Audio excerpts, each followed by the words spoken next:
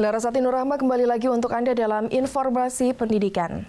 Demi mendapatkan pengetahuan kedirgantaraan, puluhan siswa kelompok bermain Nurul Hidayah Bojongsari Depok melakukan wisata edukasi ke Markas Komando Direktorat Kepolisian Udara Baharkam Polri di Pondok Cabe, Tangerang, Banten. Berikut ini informasinya. Demi mendapatkan pengetahuan kedirgantaraan, puluhan siswa kelompok bermain Nurul Hidayah Bojongsari Depok melakukan wisata edukasi ke Markas Komando Direktorat Kepolisian Udara Baharkam Polri di Pondok Cabe, Tangerang Selatan. Direktorat Polisi Udara Baharkam Polri atau Dirpolut Baharkam bertugas menyelenggarakan fungsi kepolisian udara di seluruh wilayah Republik Indonesia, baik dalam rangka memberikan dukungan operasional kepada Mabes Polri maupun satuan-satuan kewilayahan. Oleh karena itu, pihaknya selalu membuka pintu bagi setiap sekolah yang ingin mengenalkan wawasan kedirgantaraan kepada siswanya dengan cara berkunjung dan melihat langsung landasan udara yang terletak tepat di pinggir jalan raya ini. Ya, tentang penerbangan, tentang jenis-jenis pesawat, dan untuk ini pesawat ini untuk bukan untuk komersil. Jadi untuk penerbangan untuk kepolisian untuk operasional.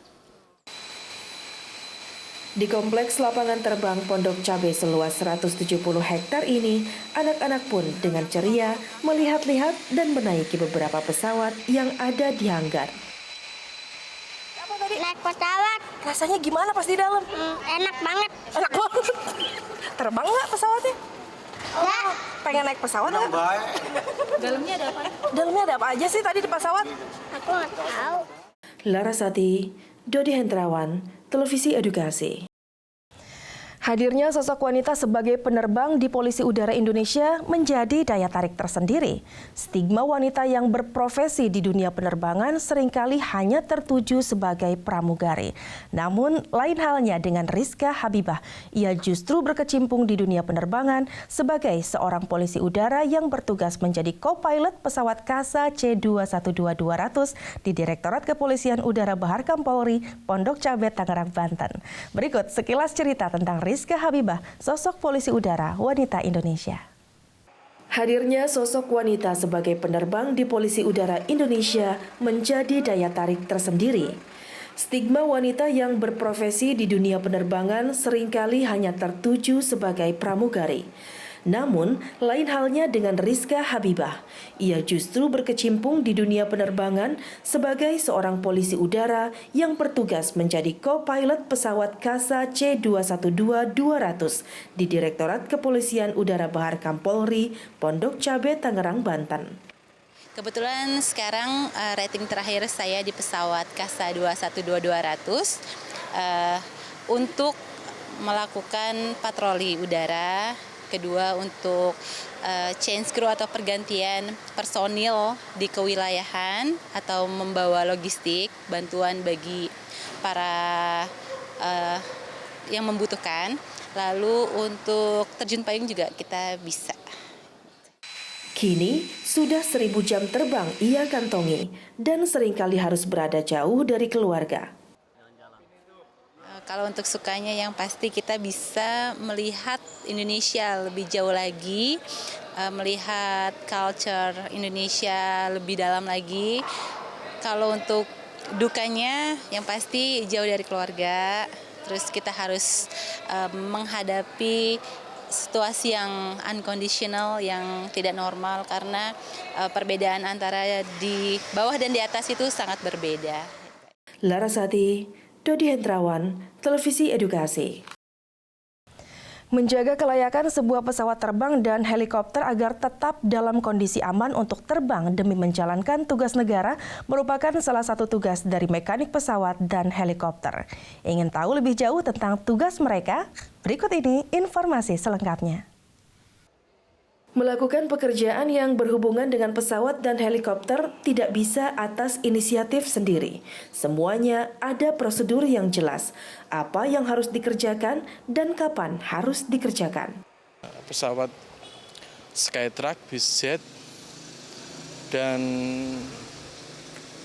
satu lagi Cessna untuk pesawat latihnya. Berbeda-beda, iya. Perbedaan ketiganya itu yang pesawat untuk Diamond itu untuk latih. Untuk yang satunya dari Skytrack itu untuk pergeseran pasukan. Sama juga di sini sebagai pergeseran pasukan juga. Adapun ini juga menunjang untuk teroris itu yang di Solo apa di Poso. Tadi satu udah Bu ya, helikopter Enstrom. Yang kedua Bolko, itu penggunanya buat SAR, buat ambulan udara. Yang ketiga Dauphin, itu VVIP, buat para pejabat-pejabat Polri. Bel-429 yang terbaru juga itu buat VVIP sama Ibu. Dan MI itu untuk kayak seperti Bolko juga, bisa buat SAR, ambulan udara gitu Ibu. Ya. Jika pada saat di udara, pilotlah yang bertanggung jawab penuh atas penerbangan pesawat maupun helikopter yang diterbangkan, maka pada saat di darat, mekaniklah yang bertanggung jawab atas pesawat maupun helikopter sehingga dinyatakan layak terbang. Ada calendar time, ada periodic inspection 50, 100, 150, dan 200. Itu jam. Saat melakukan perawatan pesawat ataupun helikopter, mekanik harus memastikan melakukannya sesuai prosedur yang tertulis dalam buku perawatan.